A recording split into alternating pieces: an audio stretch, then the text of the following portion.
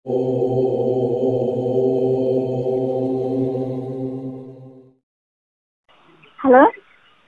Hello sir గారు.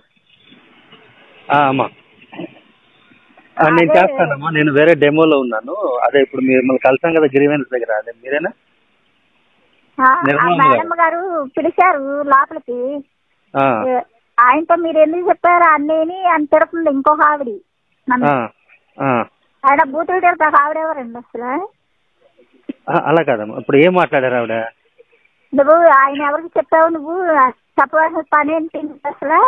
నీ మీద కంప్లైంట్ పెట్టారని తిడుతుంది నన్ను. నువ్వు అలాంటివి చెప్తావేంటి అని చెప్పి. ఎవరి మీద కంప్లైంట్ పెట్టారని? నా మీద పెట్టేయాలంట కంప్లైంట్. మీ మీద ఎవరు పెట్టారు కంప్లైంట్? ఆవిడ పెట్టిద్దంట.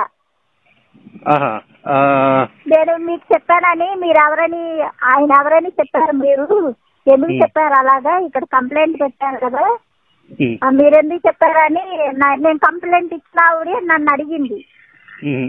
పక్కన ఆవిడ ఇంకొక ఆవిడ వచ్చి లేడీస్ ఆవిడ అంటే ఇలా జరిగిందండి అని ఫస్ట్ నుంచి చెప్పాను. మళ్ళీ ఆవిడతోటి నేను దేవుడు చూపించారని ఆ పాస్టర్ గారిని అడిగానండి, వెళ్ళి మిమ్మల్ని చూపించారని అడిగానండి అని చెప్తుంటే నువ్వే అడిగింది, ఆయన వచ్చి అడగలేదు కదా నిన్ను, నువ్వే కదా అడిగావు, నీ మీద కంప్లైంట్ పెట్టారు, ఈవిడ మీద పెట్టే కంప్లైంట్ అని తిడుతుంది నన్ను.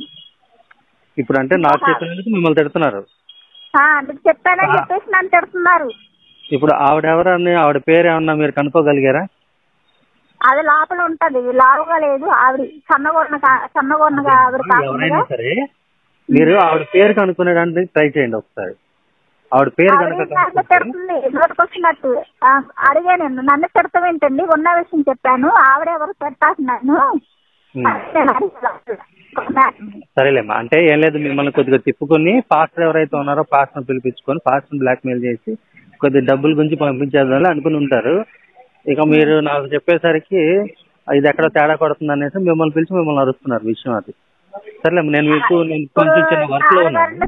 కాదండి, కొంచెం గట్టిగా ఆయన మీద చర్య తీసుకోవాలి, నాకు న్యాయం జరగాలి. అమ్మా నేను మాట్లాడతాను.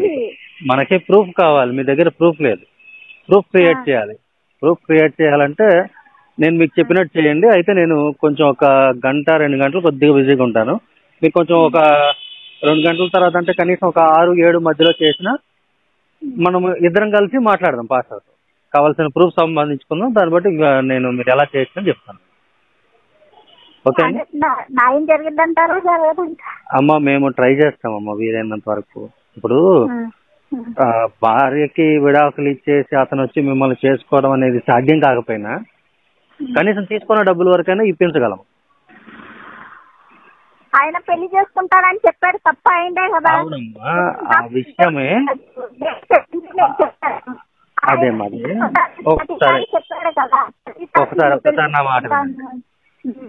నా మాట వినండి. ఇప్పుడు మీరు మోసపోయిన వాటిల్లో 2 రకాలు.